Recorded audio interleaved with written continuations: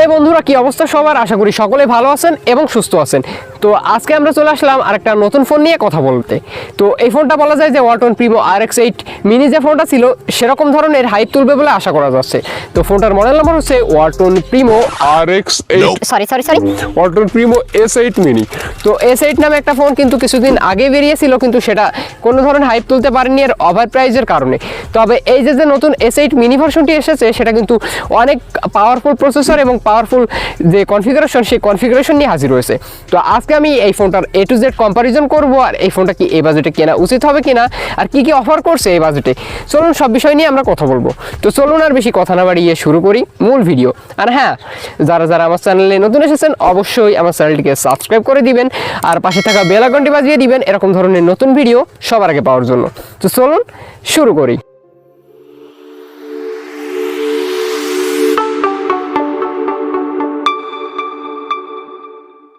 Walton Primo S8 mini এই ফোনটাই গতকাল অফিসিয়ালি অ্যানাউন্সমেন্ট হলো রিলিজ দেওয়ার জন্য। তো এটা কিন্তু অফিসিয়ালি বর্তমানে প্রি সেলে চলছে 12,000 কত 12,500 মতো এরকম ধরনের একটা প্রাইসে। তো এই ফোনটার যে রেগুলার প্রাইস সেটা হচ্ছে 13,990 টাকা। আর র্যাম রমের দিক থেকে রয়েছে 464 GB র্যাম রমের ভেরিয়েন্ট। আর এই ফোনটাতে ডিসপ্লে সেকশনে রয়েছে 6.53 ইঞ্চি একটি ফুল HD প্যানেলের ডিসপ্লে। তো ট্রাস্ট নেই বন্ধুরা, এই বাজেটে ফুল HD প্যানেল ডিসপ্লে রীতিমতো একটি অবাক করে দেওয়ার মতো ব্যাপার। যেখানে 15,000 টাকা বাজেটেও ফুল HD প্যানেলের ডিসপ্লে অনেক ফোনে পাওয়া যায় না এখনও পর্যন্ত, সেক্ষেত্রে এই 13,000 টাকা বাজেটে কিন্তু 6.5 ইঞ্চি একটি ফুল HD প্যানেলের ডিসপ্লে পাওয়াটা এক প্রকারের বিলাসিতা। হ্যাঁ বন্ধুরা, আমি জানি আমি কোনো ধরনের বেশি কথা বলে ফেলছি না, আপনারা যারা ফোনগুলো ইউজ করেন তারা হয়তো জানার কথা। তো এই হলো আপনার ডিসপ্লে সেকশন। আর ফোনটার প্রসেসরে রয়েছে এই স্ন্যাপড্রাগনের 665 একটি প্রসেসর, যেটা পুরনো প্রসেসর হলেও এই বাজেটে কিন্তু একটি পাওয়ারফুল প্রসেসর। এই বাজেটে স্ন্যাপড্রাগন প্রসেসর ইউজ করেছিল রিয়েলমি 5i নামে একটি ফোনে, তা কত 2020 সালের দিকে। এরপরে কিন্তু এই 12-13 টাকা বাজেটে স্ন্যাপড্রাগন প্রসেসরযুক্ত ফোন তেমন আর বের হয়নি। বের হয়েছিল রিয়েলমি এর আরেকটা 460 প্রসেসরে, অর্থাৎ একেবারে এন্ট্রি লেভেল বাজেটের প্রসেসরে। তো সেক্ষেত্রে আমরা এই বাজেটে কিন্তু 665 একটি প্রসেসর পাচ্ছি, সেটা রীতিমতো অনেকটাই হাইপ তুলে ফেলার মতো। আর প্রসেসরটি হচ্ছে অক্টা-কোর একটি প্রসেসর। এখানে আমি বলতে পারি মোটামুটি নর্মাল ইউজ থেকে শুরু করে হেভি গেম যে কোনো ধরনের কাজ মোটামুটি করতে পারবেন। ফোনটাতে অ্যান্ড্রয়েড ভার্সন হিসাবে রয়েছে অ্যান্ড্রয়েড 11 ভার্সন।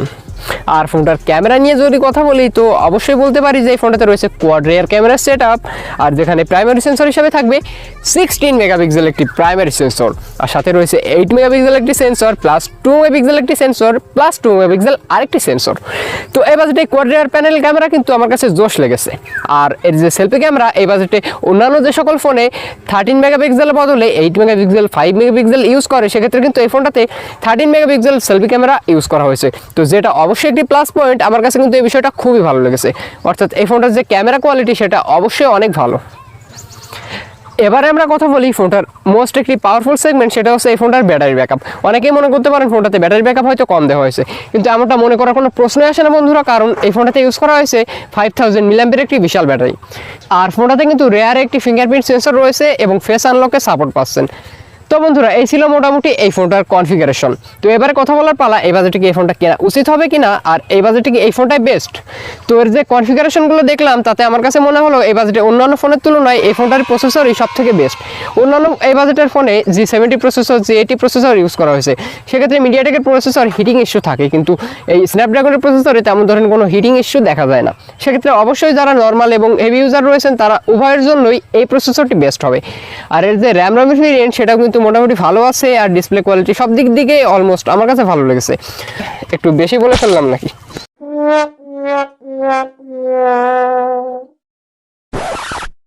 বন্ধুরা, এই ফোনটা খারাপ দিকের মধ্যে একটি খারাপ দিক রয়েছে, এখানে চার্জিং জন্য কত ওয়াটের চার্জার রয়েছে সেটা কিন্তু এটা ক্লিয়ার করেনি। আর এখানে যে র্যাম রমের ভেরিয়েন্ট রয়েছে সেটা কিন্তু 128 ইউজ করতে পারতো, এই বাজেটে কিছুটা র্যাম রম একটু কম মনে হয়েছে। এনিওয়ে এটা আসল ফ্যাক্ট না। তো সবশেষে একটা কথাই বলবো, এই ফোনটার যে কনফিগারেশন সেটা কিন্তু আমার কাছে জোশ লেগেছে, বাকিটা এর পারফরমেন্সের উপরে ডিপেন্ড করছে। আর এই ফোনটার যে রেগুলার প্রাইস সেটা হচ্ছে 13,990 টাকা, হয়তো অনেকেই জানেন। আর এই বাজেটে এই ফোনটা আমার কাছে মনে হচ্ছে যে বেশ ভালো হবে বলে আশা করছি। সেক্ষেত্রে যারা ফোনটা কিনতে চাচ্ছেন তারা আমি মনে করি কিনতে পারেন, এটা আমার পার্সোনাল ইনফরমেশন। আর যারা অন্যান্য ব্র্যান্ড ভ্যালু দেখেন, সেক্ষেত্রে এই ফোনটা না কেনে তাদের জন্য বেটার হবে। তো আজ এই পর্যন্তই, এতক্ষণ সাথে থাকার জন্য ধন্যবাদ। Tata, bye bye.